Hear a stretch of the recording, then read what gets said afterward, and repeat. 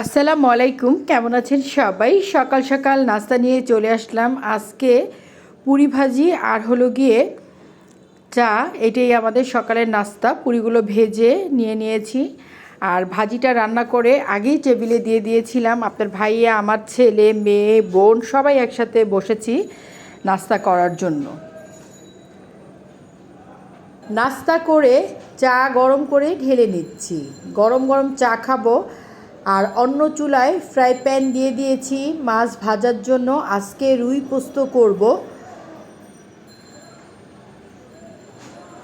তার পাশের চুলায় দিয়ে দিয়েছি পেঁয়াজ ভাজার জন্য। রুই পোস্তর মশলা কষাবো, সেটার জন্য মাছগুলোকে ভাজতে দিয়ে পেঁয়াজটাও কষিয়ে নিব।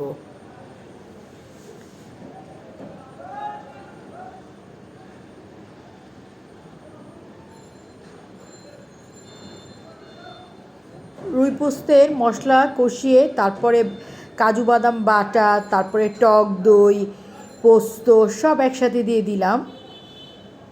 দিয়ে মশলাটা ভালো করে কষিয়ে তারপরে মাছগুলো দিয়ে উলটপালট করে নিব। আর এই রান্নাটা কিন্তু খেতে খুবই খুবই মজা। আমার ঘরের সবাই খুব পছন্দ করে। মাঝে মাঝে আমি এই রুই পোস্তের মধ্যে লেবু পাতা দিয়ে দিই।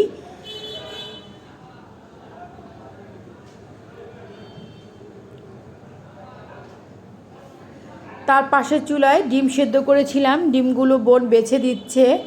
আর রুই পোস্তের মশলাটা কষিয়ে আমি কিন্তু ডিমের জন্য মশলা কষিয়ে নিচ্ছি, সেটাও আমি আপনাদের দেখাচ্ছি। দেখা যায় এত কিছু একবারে দেখানো সম্ভব হয় না, তাহলে ভিডিও অনেক বড় হয়ে যায়।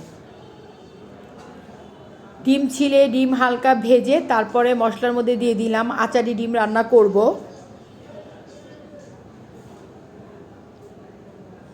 রুই পোস্ত নামিয়ে ভাত বসিয়ে দিয়েছিলাম, ভাত বলক চলে এসেছে।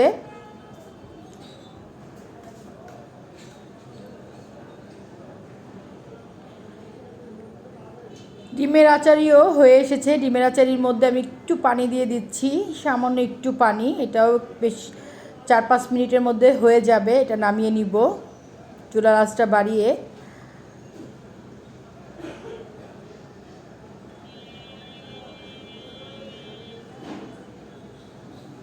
ডিম নামিয়ে তার চুলায় দিয়ে দিয়েছিলাম করলা ভাজি। আজকে শুধু বেশি করে পেঁয়াজ দিয়ে করলাটাকে ভাজি করে নিব।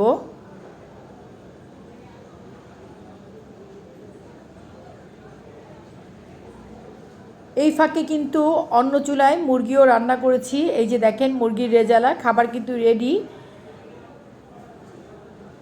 এই যে দেখাচ্ছি কাছে থেকে, করলা ভাজি রেডি করেছি, সেটাও টেবিলে দিয়ে দিয়েছি। আপনার ভাই, আমার ছেলে এর মধ্যে চলে এসেছে। সবাই একসাথে খেতে বসবো। রুই পোস্ত রেডি হয়ে গিয়েছে, ডিমের আচারি করেছি আর মুরগির ঝাল রেজালা করেছি, সাথে ছিল প্লেন ভাত। যেহেতু ছেলে দেশে আছে তাই চিন্তা করলাম সবাই একসাথে বসে খাই। তো চেষ্টা করি 3 বেলার খাবারটাই, নাস্তা সব কিছুই একসাথে খাওয়ার জন্য। এটা হলো গিয়ে বিকেলের দিকে আমি চুলায় একটা পিৎজা বানাবো। বেশ ভালো বড় সাইজের একটা পিৎজা আমি বানিয়ে নিচ্ছি।